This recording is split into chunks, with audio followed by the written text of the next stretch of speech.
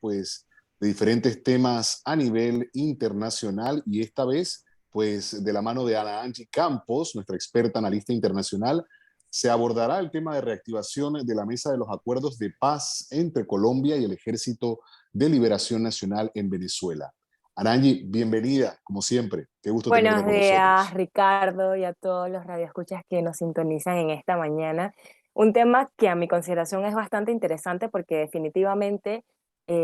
pues lo que sucede en Colombia siempre afecta a Panamá de alguna manera u otra, ¿no? Incluso a la región como tal. Básicamente a 5 años del proceso de paz en el que se logra constituir un acuerdo pues internacional con las Fuerzas Armadas de Colombia, la FARC, la violencia no ha dejado de aumentar en estos últimos años, según los informes que ha presentado el Comité Internacional pues, de la Cruz Roja. Y muy personalmente, pues considero que esto viene dado porque aquellos territorios que fueron de alguna manera ocupados por la FARC, pues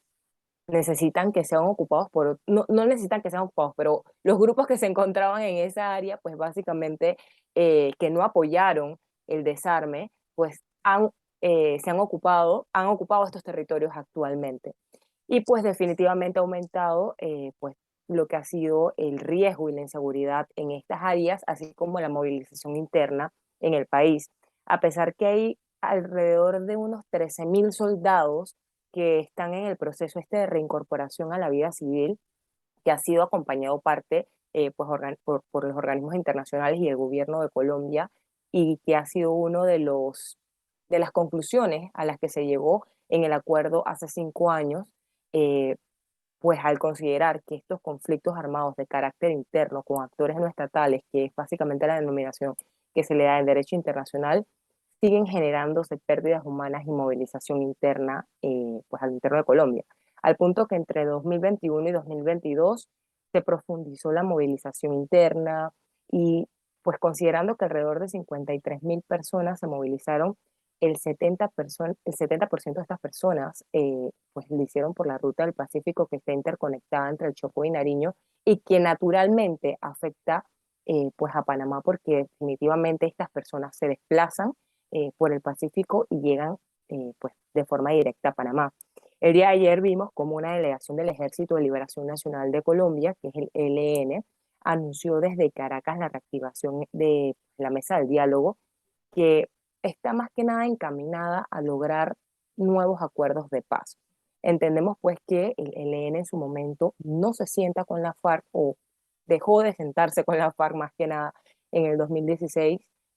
pues en la mesa que se realizó en los diálogos de La Habana, y pues ahora están retomando pues estos temas. En esta mesa estará como observador pues el presidente Maduro, también estará el presidente de Noruega, así como el Cuba y Naciones Unidas, que necesariamente va a estar en esta mesa como observadores. En el caso de los gobiernos de España y Chile también ofrecieron pues sus países como un sitio para poder desarrollar estos diálogos. Sin embargo,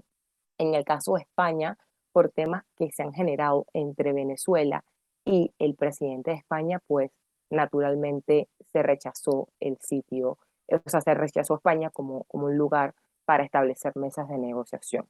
El ELN, pues es importante que reconozcamos que es una guerrilla que nace paralelamente con las Fuerzas Armadas de Colombia en 1964. A diferencia de la FARC, el ELN nace por una especie de ideología social que se deriva más que nada de esta revolución castrista que surge en los años 60, contemplando pues entre sus filas a jóvenes estudiantes, digamos que muy idealistas de América Latina, que en algún momento se van a Cuba, conocen cómo se está manejando la revolución y regresan a Colombia con esta intención de generar cambios sociales y una revolución social a lo interno, y pues se terminan constituyendo en una guerrilla ya por más de 50 años. Sin embargo, pues el control territorial no lo han tenido como lo ha tenido la FARC. Ahora bien, también es importante que reconozcamos que como ellos no fueron parte total del acuerdo en 2016, también hay unos frentes de la FARC que no fueron parte de estos acuerdos. Entonces, de alguna manera, el ELN se ha unido con estos frentes y han ocupado ciertos territorios. Pues cuando se da el acuerdo de paz en 2016 con la FARC, como digo, pues hay algunos frentes que deciden separarse, no abandonan las armas y de alguna manera heredan estas Fuerzas Armadas de Colombia, ¿no? Esto sin duda no ha estado, pues no ha sido muy positivo para la región y ha generado espacios como en Arauca, que es la frontera con Venezuela, y ahí ha generado una serie de conflictos importantes, no solamente entre los grupos de las Fuerzas Armadas, sino que también han generado conflictos entre estos y las Fuerzas Armadas de Colombia, las Fuerzas Armadas de Venezuela y los paramilitares. Esto ha sido tan preocupante, Ricardo, que se ha llegado al punto que en 2019, se llegó al punto, pues en 2019 se cierra completamente el paso en la frontera entre Venezuela y Colombia, pues ya que también debemos recordar las diversas tensiones diplomáticas que surgieron entre el presidente Maduro y el presidente Duque en su momento, más aún cuando el presidente Duque declara que desconocía al presidente Maduro como jefe de Estado de la República Venezolana. Con la victoria pues del presidente Gustavo Petro en las pasadas elecciones de este año, se abre pues un compás importante diplomático que no pensábamos que se fuera a concretizar tan rápido. Sin embargo, pues en una visita reciente que tuvo la delegación presidencial del presidente Petro a Cuba, se acuerda un establecimiento de esta mesa y pues el día de ayer ya se anuncia formalmente que los diálogos iniciarán la segunda semana de noviembre, considerando también que el presidente Petro reanudó casi de inmediato conversaciones pues, con el presidente Maduro en virtud de la política prometida para generar una especie de paz total, que sí había sido prometida por el presidente Duque en su momento, sin embargo, no fue concretizada, pues como ya sabemos, por todas estas diferencias diplomáticas que había con Venezuela. Ahora me imagino que nos preguntamos por qué, qué tiene que ver Venezuela en esto, por qué es tan importante Venezuela en estos acuerdos de paz y por qué se están generando los acuerdos de paz en Venezuela. Pues tener como sede Venezuela hace todo el sentido y es que alrededor de la mitad del Ejército de Liberación Nacional se encuentra disperso en la selva venezolana, por lo que su posible desmovilización pues, puede beneficiar sin duda al pueblo venezolano y por eso crea tanta importancia que la sede de estas negociaciones se genere pues en Venezuela. Ahora bien, pues creo que otra de las preguntas que naturalmente nos hacemos al escuchar estos temas es cuál sería el efecto internacional de estas mesas de diálogo. A mi consideración, la desmovilización de las guerrillas naturalmente viene seguida de una serie de compromisos que debe cumplir el gobierno pues del Estado que llega a estos acuerdos y automáticamente se nos viene a la mente pues la disminución de las movilizaciones internas, dado que mayor seguridad en las poblaciones y un compromiso de articulación social por parte de las entidades gubernamentales coadyuva en una mejor calidad de vida. Obviamente, esto va impulsado por programas de inclusión social y productiva, y no solamente para aquellos desmovilizados a quienes se les tiene que dar seguimiento para saber que no volverán a las armas, sino también medidas de reparación efectiva para las víctimas individuales y colectivas. Esto ha sido una recomendación por organismos internacionales, como es el caso de la Corte Interamericana, que no se puede lograr desmovilizaciones si no se logra un tipo de reparación, porque es una especie de un acuerdo que se puede lograr, que puede pues coadyuvar en lo que es una real paz social, ¿no?